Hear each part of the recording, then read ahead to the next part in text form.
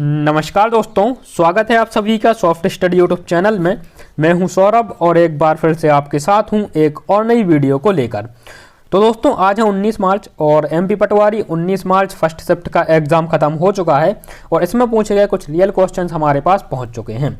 तो देखेंगे दोस्तों इस वीडियो के अंदर एमपी पटवारी की 19 मार्च की फर्स्ट शिफ्ट में कौन कौन से क्वेश्चन पूछे गए हैं और ओवरऑल जो क्वेश्चन पेपर है उसका लेवल क्या रहा है। यदि दोस्तों आने वाले दिनों में आने वाली शिफ्टों में आपका एग्जाम है तो कौन कौन से ऐसे टॉपिक्स हैं जिन पर आपको फोकस करना चाहिए, जहां से क्वेश्चन एग्जाम में पूछे जा सकते हैं आने वाली शिफ्टों में, इस विषय पर भी इस वीडियो में चर्चा करेंगे।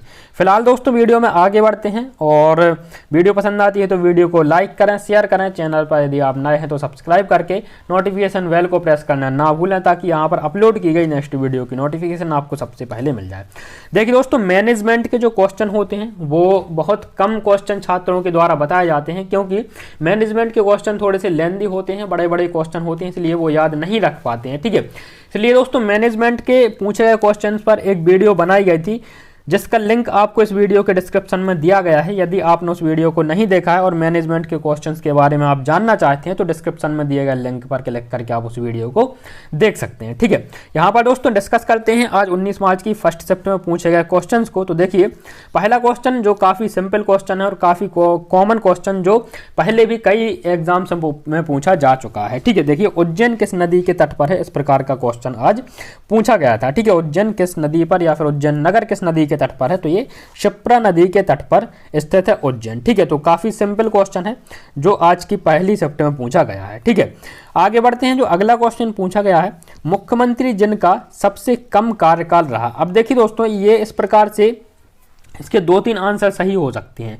क्वेश्चन या तो इस प्रकार से पूछा गया हो कि निम्नलिखित में से कौन सा मुख्यमंत्री है मध्य प्रदेश का जिसका सबसे कम कार्यकाल रहा। ठीक है, या फिर हो सकता है कि नरेश चंद्र जो है ये ऑप्शन में ही ना दिए हों, इसमें अर्जुन सिंह ऑप्शन में दिए हों। ठीक है, तो अब यहाँ पर जो नरेश चंद्र रहे हैं, नरेश चंद्र का जो कार्यकाल है वो मात्र दोस्तों 13 दिन का ही रहा है मुख्यमंत्री पद पर। ठीक है, लेकिन एक अर्जुन सिंह जो मुख्यमंत्री रहे हैं, अर्जुन सिंह का कार्यकाल 1 दिन का रहा था। ठीक है, सबसे कम कार्यकाल की यदि हम बात करते हैं तो 1 दिन का अर्जुन सिंह का रहा था, लेकिन अर्जुन सिंह उसके 2 दिन के बाद फिर से मुख्यमंत्री बनाएंगे और उसके बाद में उनका पूरा 5 साल का कार्यकाल रहा था। ठीक है, तो नरेश चंद्र मात्र दोस्तों 13 दिन मुख्यमंत्री रहे हैं। ठीक है, यदि नरेश चंद्र ऑप्शन में नहीं था तो अर्जुन सिंह मात्र 1 दिन मुख्यमंत्री रहे हैं। ठीक है, और इसके बाद में जो अर्जुन सिंह का दूसरा कार्यकाल था उसमें वो पूरे के पूरे 5 साल मुख्यमंत्री रहे थे। तो यहाँ पर इसका सही आंसर नरेश चंद्र और अर्जुन सिंह में से हो सकता है। ठीक है, आगे बढ़ते हैं। अगला क्वेश्चन जो है, जबलपुर हाई कोर्ट की स्थापना कब हुई थी।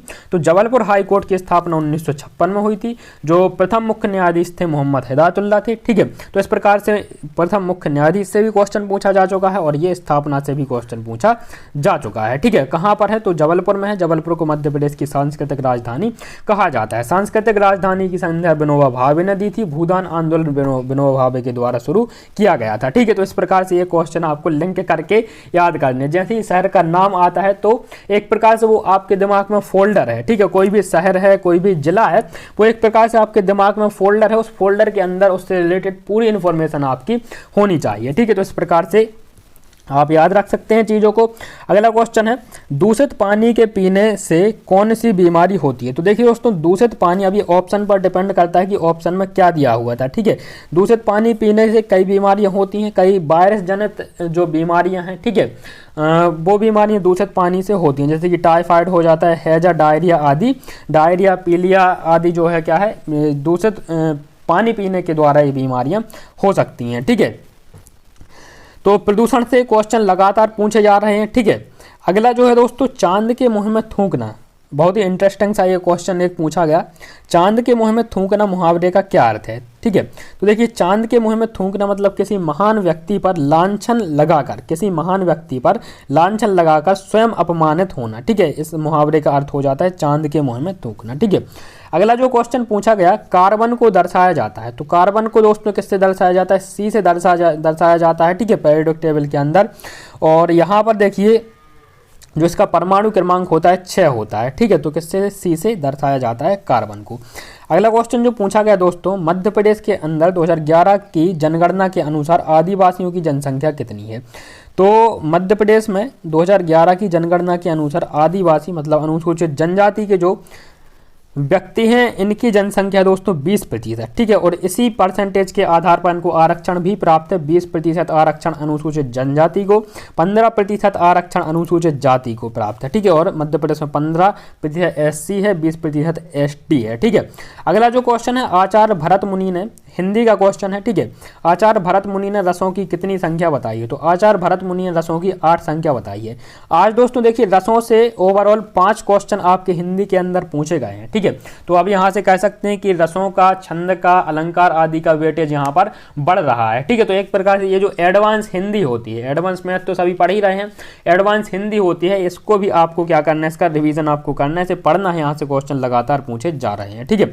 देखिए भरत मुनि ने रसों की संख्या 8 बताई। शांत रस को भरत मुनि ने रस नहीं माना है, ठीक है। अगला क्वेश्चन है, अमेरिका के किस वैज्ञानिक ने माउस की खोज की थी? तो डगलस कार्ल एंजेलवर्ट, ठीक है, ने जो है माउस की खोज की थी, ठीक है। तो ये आपको याद रखना है, अमेरिका के वैज्ञानिक थे। अगला है, किस अनुच्छेद के तहत संविधान संशोधन की प्रक्रिया का वर्णन किया गया है? तो संविधान संशोधन की प्रक्रिया दोस्तों 368 अनुच्छेद, ठीक है, भाग 20 में दर्शाई गई है, ठीक है। तो 368 जो है संविधान संशोधन प्रक्रिया से संबंधित है, ठीक है। इसके अलावा यदि संविधान संशोधन किस अनुच्छेद के अंतर्गत किया जाता है, ठीक है, 243, 44, 45 आदि अनुच्छेदों के अंतर्गत जो है संविधान संशोधन की प्रक्रिया का वर्णन 168 में, बाकी संशोधन अन्य अनुच्छेदों के द्वारा किया जाता है। अगला क्वेश्चन, अंतिम रस कौन सा है? तो अंतिम रस है दोस्तों शांत रस, ठीक है। अंतिम रस कौन सा रस है? शांत रस है, जिनमें से 8 रस भरत मुनि के द्वारा बताया गया है। शांत रस भरत मुनि के द्वारा नहीं बताया गया है, ठीक है, लेकिन ये अंतिम 9वां रस है, ठीक है। अगला क्वेश्चन दोस्तों, कैश मेमोरी कितने प्रकार की होती है? इस प्रकार का क्वेश्चन पूछा गया था कंप्यूटर के अंदर। तो देखिए दोस्तों, कैश मेमोरी 3 प्रकार की होती है। कौन कौन से प्रकार की होती है? L1, L2 और L3 प्रकार की कैश मेमोरी होती है। अब जो L1 मेमोरी होती है प्रोसेसर के अंदर लगी होती है, L1, ठीक है।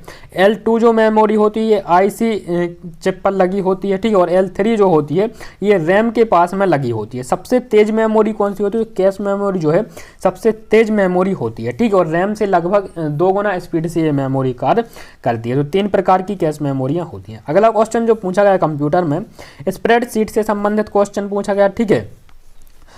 सबसे बड़ा कंप्यूटर कौन सा है या फिर किस पीढ़ी का है? इस प्रकार से क्वेश्चन पूछा गया था। सबसे पहला इनपुट डिवाइस कौन सा था? इस प्रकार से क्वेश्चन पूछा गया था। या फिर सबसे पहला इनपुट डिवाइस किस पीढ़ी के अंदर बनाया गया था, ठीक है। पूंजीवाद से कोई क्वेश्चन था। और संविधान में देखिए जो पॉलिटी है, संविधान से 5 क्वेश्चन आप आज के इस वीडियो में, आज के इस शिफ्ट में देखने के लिए मिले हैं, ठीक है। इस वीडियो में तो यहाँ पर एक ही क्वेश्चन को डिस्कस किया हमने, ठीक है। अगला क्वेश्चन है रस। अगले जो है यहाँ पर रस से यहाँ पर 5 क्वेश्चन पूछे गए हैं। ये हो जाते हैं आज की पहली शिफ्ट में पूछे क्वेश्चन जो हमारे पास पहुंचे हैं। यदि आपका एग्जाम था और इस वीडियो के अंदर कवर नहीं किए गए हैं तो कमेंट बॉक्स में आप क्वेश्चन को बता सकते हैं, ठीक है। इसके अलावा देखिए दोस्तों, मैथ से सभी टॉपिक से क्वेश्चन पूछे जा रहे हैं। एक दो क्वेश्चन सभी टॉपिक से हैं। देखिए यदि आप MP पटवारी एग्जाम में सफल होना चाहते हैं, ज़्यादा से ज़्यादा स्कोर जो है पाना चाहते हैं, तो आपको 2 चीज़ों पर विशेष ध्यान देना होगा। इनफैक्ट 3 चीज़ों पर ध्यान देना होगा। एक तो आपका मैथ्स रीजनिंग है, ठीक है, आपका मैथ्स और रीजनिंग हो जाता है। तीसरा आपका साइंस हो जाता है, ठीक है, तीसरा आपका साइंस हो जाता है। तो ये 3 सब्जेक्ट पर आपको विशेष ध्यान देना है। इसके अलावा देखिए कंप्यूटर भी सरल है, कंप्यूटर भी आपको ध्यान देना है। मैथ्स रीजनिंग 2 ऐसे सब्जेक्ट हैं जिनकी संख्या 50 से ज़्यादा है क्वेश्चंस की, ठीक है। इसलिए मैथ्स रीजनिंग की उपेक्षा करके आप आगे नहीं बढ़ सकते हैं। तो मैथ्स रीजनिंग पर ज़्यादा ध्यान दें, फिर ज़्यादा अच्छे तरीके से आप पढ़ें, ठीक है। ये था दोस्तों आज की 19 मार्च की फर्स्ट शिफ्ट का पटवारी का एनालिसिस। उम्मीद है दोस्तों वीडियो आपको पसंद आई होगी। वीडियो पसंद आई तो ज़्यादा से ज़्यादा लाइक करें, शेयर करें और इसी प्रकार की वीडियोस देखने के लिए जुड़े रहें चैनल के साथ में। तो चैनल को सब्सक्राइब करके नोटिफिकेशन बेल को जरूर प्रेस करें। मैं मिलूंगा आपसे नेक्स्ट वीडियो में, तब तक के लिए नमस्कार, जय हिंद, वंदे मातरम, धन्यवाद।